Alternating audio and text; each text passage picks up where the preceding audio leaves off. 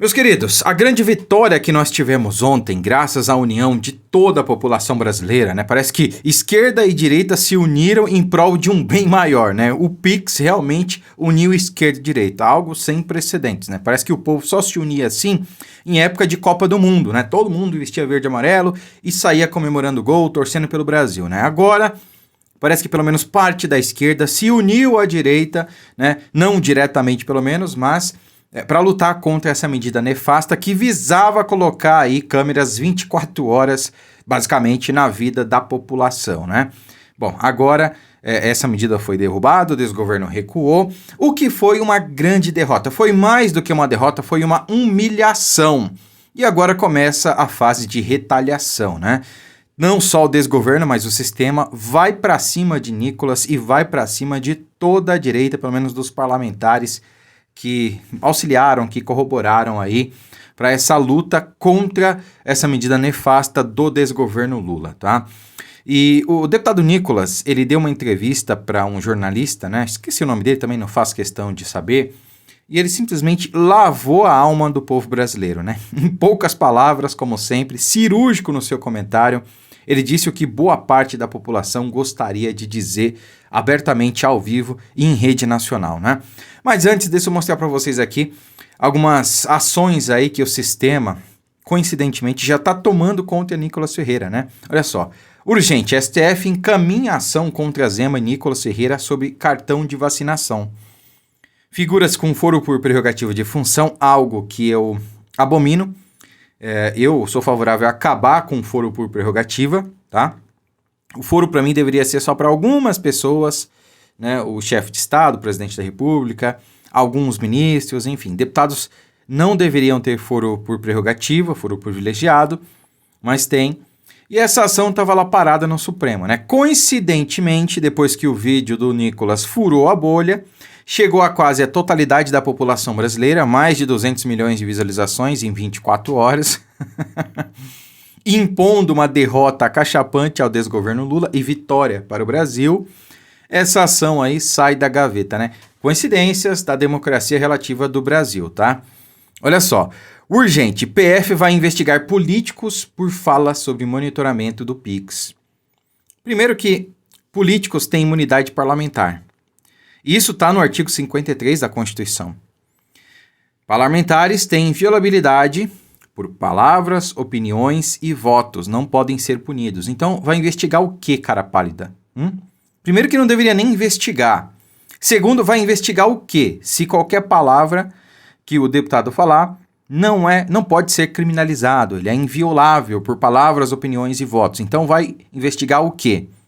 Isso aqui é uma medida intimidatória. Veio ordem de quem? Do ministro da Justiça? Para investigar esses parlamentares com o aval do Supremo? Porque eles têm foro por prerrogativa. Só o Supremo pode autorizar essa investigação. Então tá tudo casado, o ministro da Justiça, que é ex-ministro do STF, autoriza, determina que a PF vai lá, investiga esses parlamentares, o STF vai lá, algum ministro autoriza essa investigação. Para quê? Para intimidar os outros parlamentares? A não irem contra as medidas que o governo adotar? Mas essa é a democracia, né? Não deveria ser assim? O parlamentar foi eleito para representar os seus eleitores. Se os seus eleitores não gostam de alguma medida do governo, o parlamentar fala pelos eleitores. Não é assim que deveria funcionar uma democracia relativa, né? Perdão, né? O termo já está até comum. Uma democracia plena? Deveria ser assim, né? Mas nós não vivemos numa democracia. Vivemos uma democracia relativa, como o próprio Lula disse, né? Onde tudo funciona da maneira que eles querem. E eles não são a democracia, né? Agora vamos lá, para finalizar. Temos o Nicolas simplesmente lavando a alma do povo brasileiro, tá? Prestem atenção nesse vídeo aqui, que vale muito a pena, olha só. O repórter, eu realmente não quero saber nem o nome dele, não sei, não faço questão. Ele vai lá e faz uma pergunta para o Nicolas sobre essa investigação da PF e o Nicolas responde de maneira sensacional. Prestem atenção. Agora, deputado, autoridades falam que devem abrir um inquérito para poder investigar parlamentares que divulgaram fake news. As autoridades não citam os nomes dos parlamentares. O senhor acredita que pode ser investigado? Eu estou sendo investigado porque eu chamei o Lula de ladrão. Ou seja, inquérito por inquérito, abrir mais um para mim é entrar na fila. Afinal de contas, se você é honesto aqui nesse país, a chance de você ser perseguido é gigantesca. Agora, saudades, né, de quando o Ministério Público Federal, de quando a PGR, de quando o STF se preocupava em investigar a facção criminosa, se preocupava realmente em olhar a corrupção que acontece dentro da política, as malas de dinheiro que foram encontradas, por exemplo, com o Guedel. Saudade de quando, de fato, os criminosos eram os criminosos, e não quem faz um vídeo com um fundo preto, sem gastar um centavo de dinheiro público e simplesmente tendo ainda que combater ainda mentiras e ataques por boa parte de uma imprensa que é comprada por esse governo. Olha, uma coisa a gente tem que admitir, viu? O jornalista ali foi bem profissional, porque ouvir essa aí, cara, do Nicolas e não esboçar nenhuma reação, realmente o cara tem que ser muito bom, né? Porque ali, nossa senhora, mas eu não ia saber onde enfiar a cara depois de fazer uma pergunta como essa e ter isso como resposta, né? Pois é, só no Brasil, um parlamentar é investigado por chamar ladrão de ladrão, né? Mas esse é o Brasil da democracia relativa. Enfim, meus amigos, ontem nós tivemos uma grande vitória, realmente foi algo significativo, porque não só derrubamos uma medida nefasta do desgoverno, que visava apertar ainda mais o cinto para o cidadão de bem, para o cidadão mais pobre, principalmente, que esse desgoverno diz defender, mas mostrou a força que nós temos, a força que um povo unido em prol de uma causa tem. E não me refiro só entre esquerda e direita, mas o povo por si só.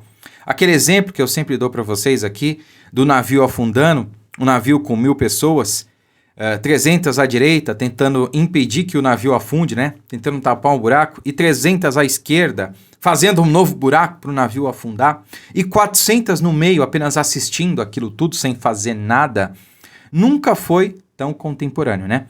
Aqui foi um caso onde parte dessas pessoas que estão do meio, dessas 400, foram para a direita, para evitar que o navio afundasse, né?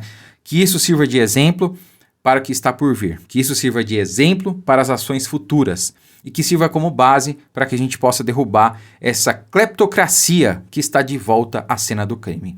Curta, comente, compartilhe o vídeo, fiquem com Deus e até a próxima.